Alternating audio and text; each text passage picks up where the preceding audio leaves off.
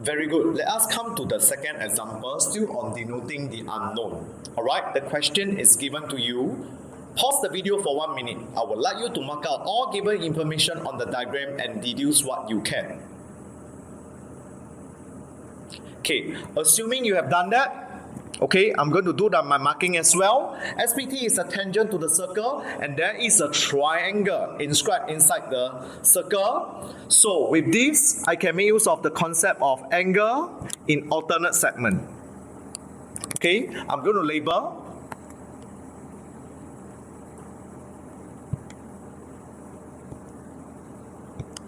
Another one over here. This angle subtended by the triangle and tangent is also equal to this angle over here. Next, you also have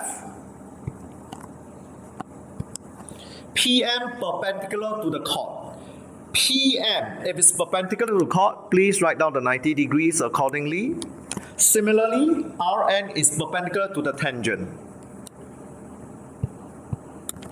With that, let us read the question again. By considering QP as a chord, find with explanation an angle equal to QPT. QPT, the angle in red, is also equal to the other angle in red.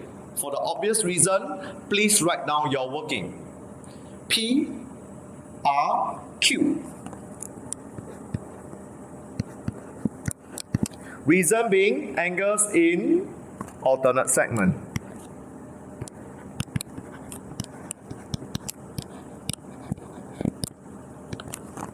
Next, explain why a circle with PR as diameter passes through M and N. Okay, I will need to draw this so that I can visualize better.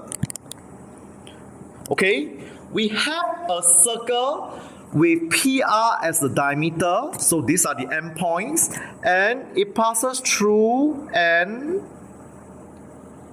as well as M. With the circle that I've just drawn, can you see that there is, or rather there are two triangles formed in the semicircle, and the angles subtended at the circumference are 90 degrees respectively. Very good. That is another concept that we're going to make use of. RMP is 90, given. RMP is also 90, and that's given. And what concept is this? If you're thinking along the same line as me, this is what we call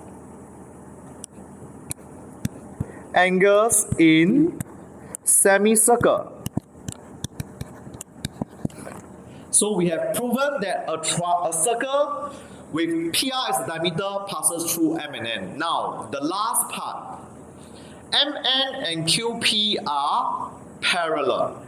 MN and QP are parallel. As you understand, when you want to prove that two pairs of line, or rather a pair of lines is parallel, you can make use of the Tsai theorem. Corresponding, alternate, or interior angle. Okay? Before we do that, let me do certain things first. Let be NRP be X. Okay? I'm going to tell you my approach first.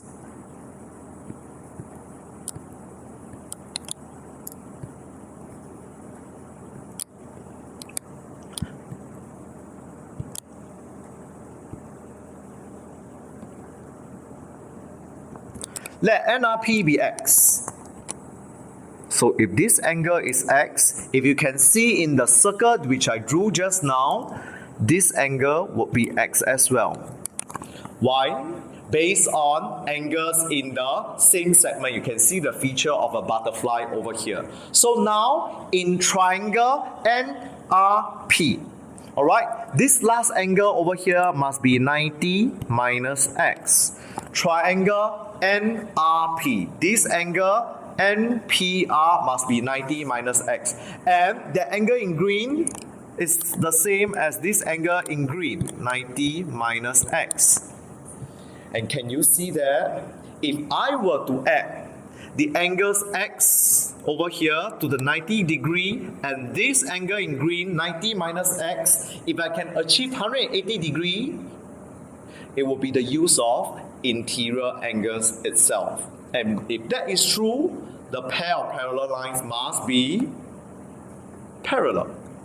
Now, let me do all this in working. Okay, so NRP is X, NMP is also X, which I mentioned just now, based on the fact of angle in same segment.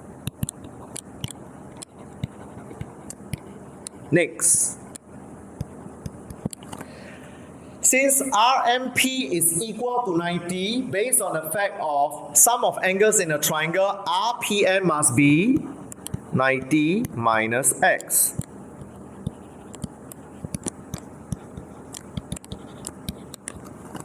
And we know that angle in alternate segment will allow those two angles in green to be 90 minus X.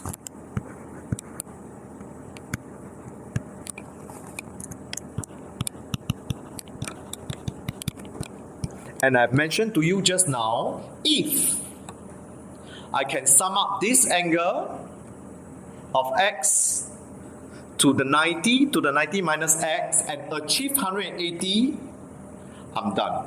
So let me do that working.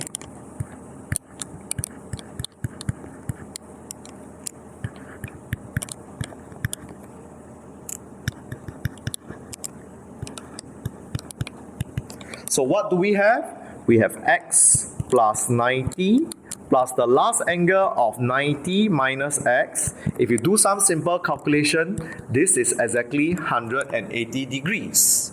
And what theorem have we used?